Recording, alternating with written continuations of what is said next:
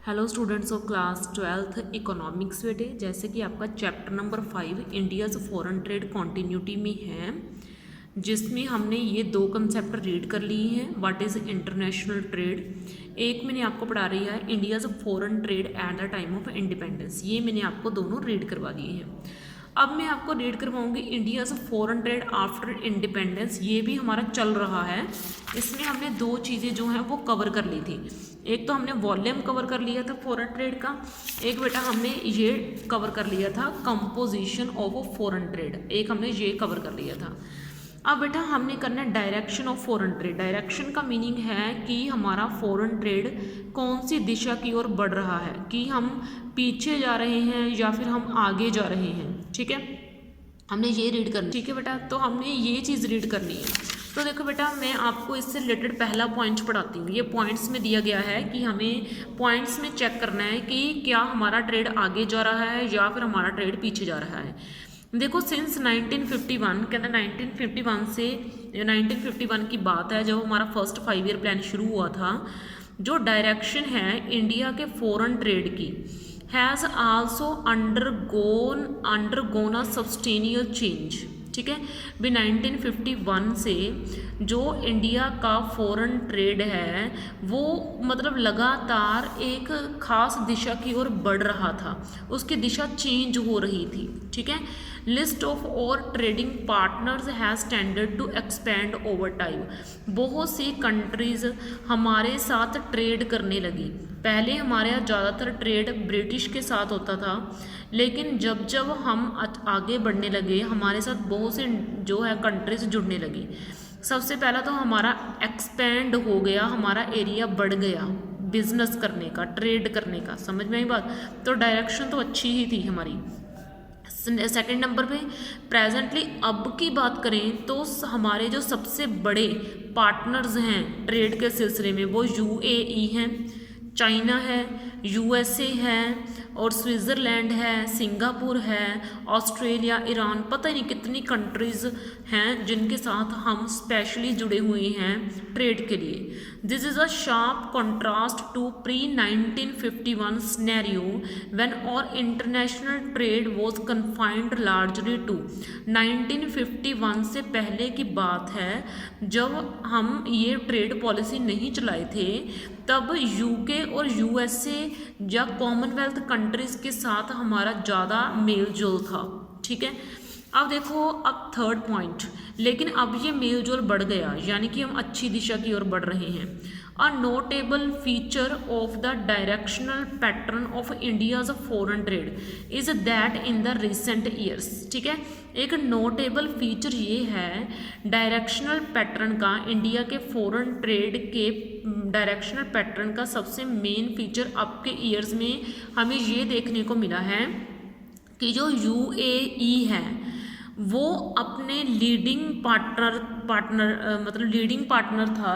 UAE has emerged as और leading partner, उसको हमारा लीडिंग पार्टनर माना जाता था ट्रेड के सिलसिले में। यूएसए को भी माना जाता था, यानी कि 2007 से 8 की बात है।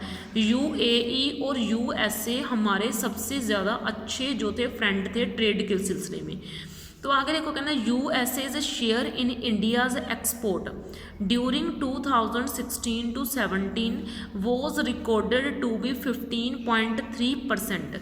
यूएसए का जो शेयर है इंडिया के एक्सपोर्ट में 2016 से 17 में वो कितना रिकॉर्ड करा गया? 15.3% रिकॉर्ड करा गया। यूएसए का शेयर कितना रिकॉर्ड करा गया? 15.3% रिकॉर्ड करा गया।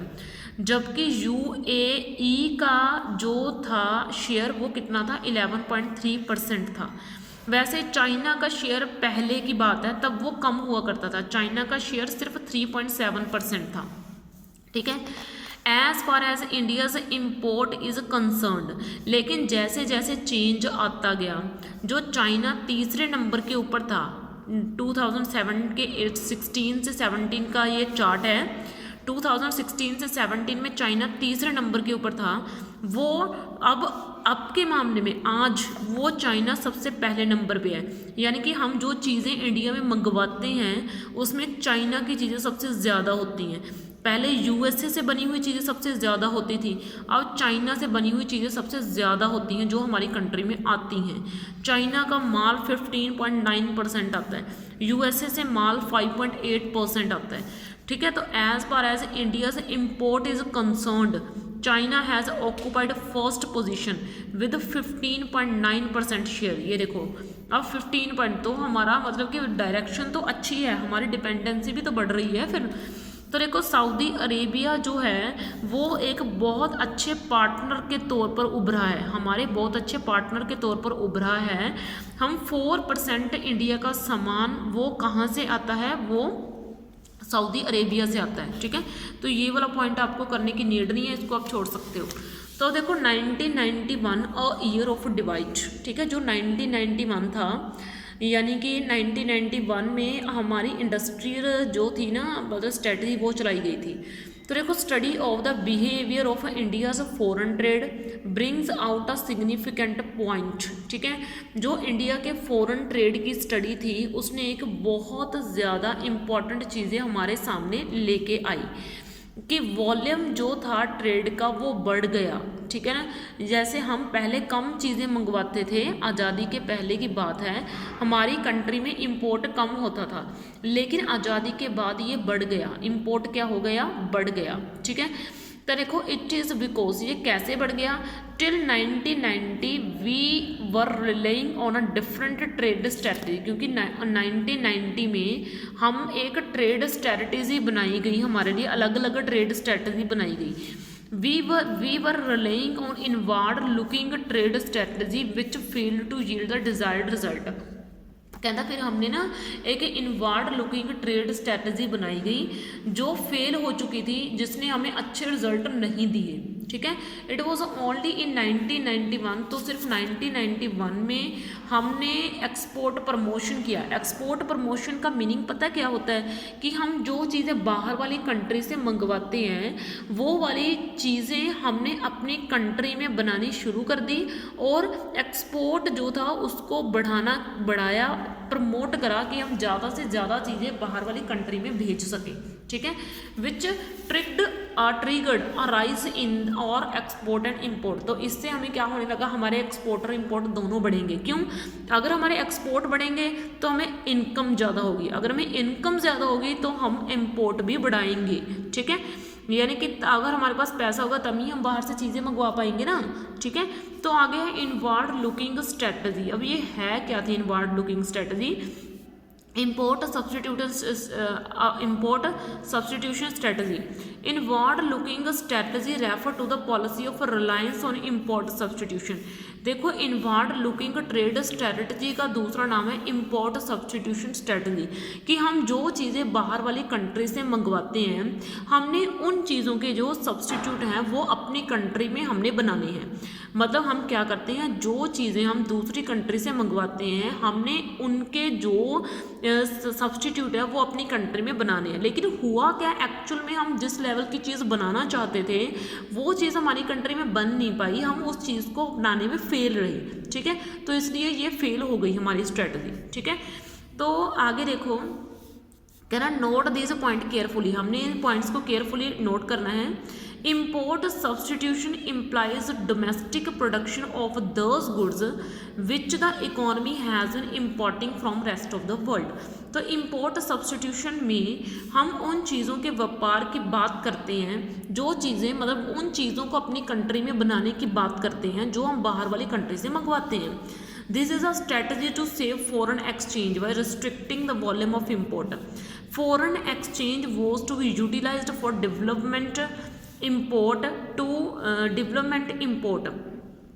तो अगर देखो फॉरेन एक्सचेंज जो है was to be utilised for development imports.